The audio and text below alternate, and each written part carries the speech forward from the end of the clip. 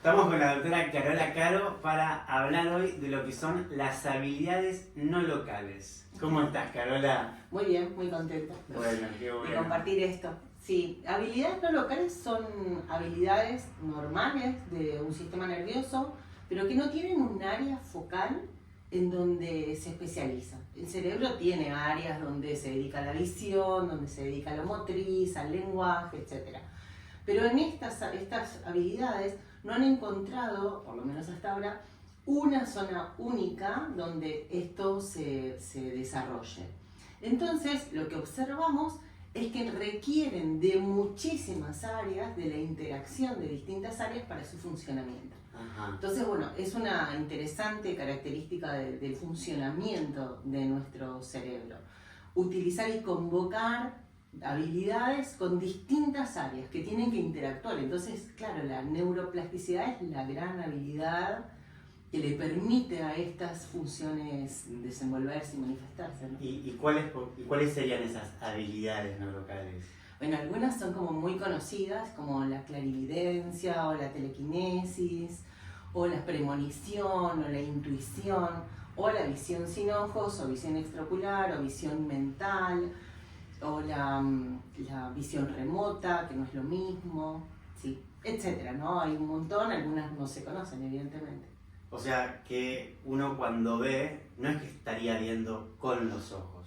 La imagen la crea el cerebro a través de la conjunción de distintas áreas del cerebro. Sí, exactamente. En visión extraocular o visión sin ojos o visión mental, que es lo mismo, lo que se logra es la creación de una imagen en el área de la corteza occipital, que es donde está la zona visual, pero que no ingresó por el nervio óptico. Entonces, por eso es que uno justamente venda lo más concienzudamente que se pueda la visión ocular. ¿Para qué? Para abrir la posibilidad al acceso de otro tipo de percepciones. Un dato muy interesante es que el cerebro filtra la información.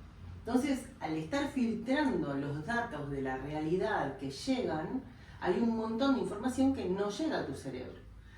Y lo que hacemos es abrir, ampliar la percepción para poder tomar esta información y utilizarla. Bueno, ¿cómo se utiliza? De una manera no local, se va tomando esta información de los distintos sentidos, que es otro dato interesante, no son solo 5, uno a veces piensa que son solo 5 sentidos, y en realidad algunos autores ya hablan hasta de 21 sentidos, ¿no?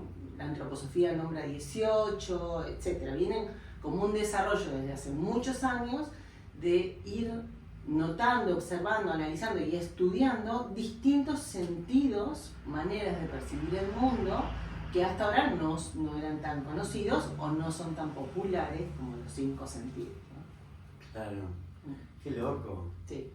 ¿Y algunos de esos otros sentidos que no tenemos tan incorporados, cuáles serían? En realidad los tenés incorporados, Claro. Lo que no tenemos es conciencia de que eso es un sentido. Ahí va. Por ejemplo, la conciencia del pensamiento, el pensamiento como un sentido, el pensamiento ajeno como un sentido, o sea, son otras maneras de comprendernos, de usarnos, para entender que esto que yo voy tomando de afuera también es un sentido.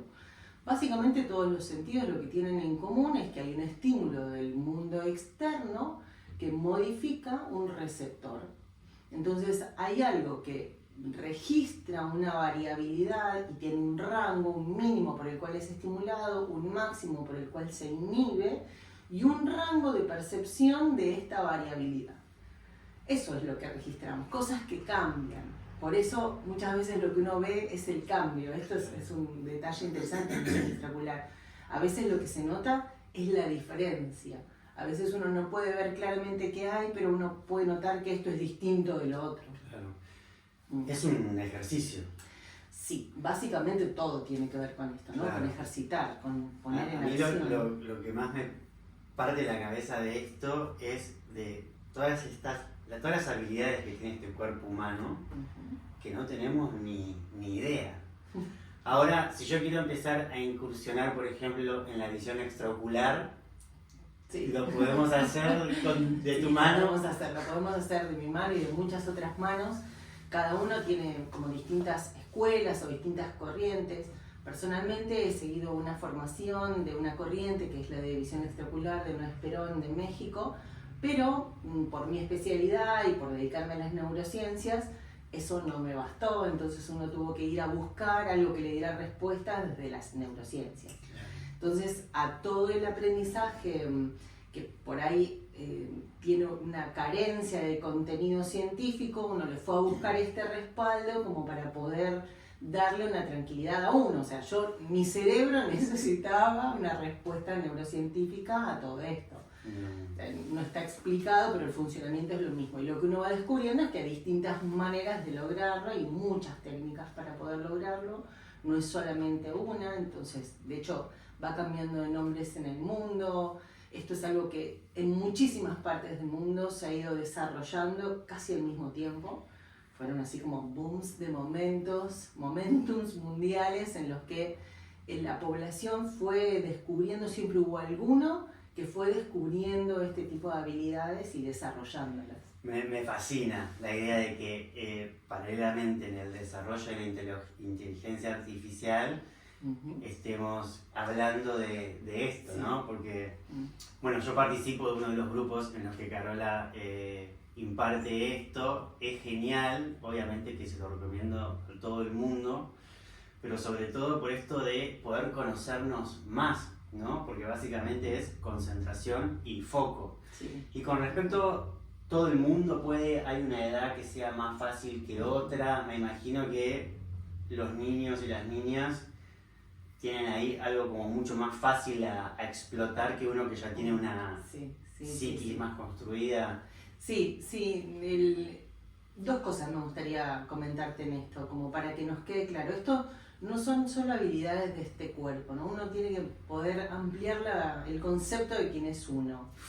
Entonces, si uno puede observarse a sí mismo como un ser, no solamente un cuerpo físico, sino un ser emocional, un ser con un proceso mental, una mente, un cuerpo mental, un cuerpo energético, somos electromagnéticos, y esto está claro. O sea, a veces naturalizamos estos detalles, pero son los que hacen la diferencia.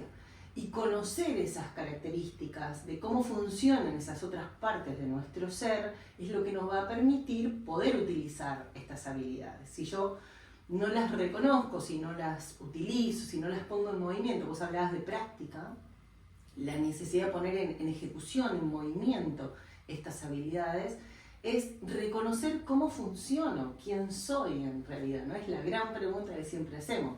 ¿Quiénes somos? Bueno, hay que conocerse mejor.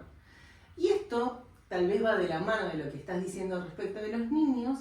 Los niños están descubriendo quiénes son, entonces no tienen una información previa del preconcepto de quiénes son. No hay una idea de yo soy esto, que tiene esta forma y tengo este rango, este título, esta profesión o este nombre. No hay tanta identificación con estas partes, sino que hay una búsqueda de quiénes son. Hay un reconocimiento, como si empezaran a caminar, también empiezan a descubrir quiénes son y que pueden, ¿sí? De la misma manera tienen mucha más facilidad para las habilidades no locales. Entonces, algo que notamos es que los niños antes de la adolescencia o de la preadolescencia tienen una habilidad increíble para la visión sin ojos. Es increíble, y en el primer encuentro, segundo encuentro, quinto encuentro ya están viendo, leen. Uno no lo puede creer, realmente parece algo Es ciencia ficción. Sí, parece ciencia ficción, exactamente.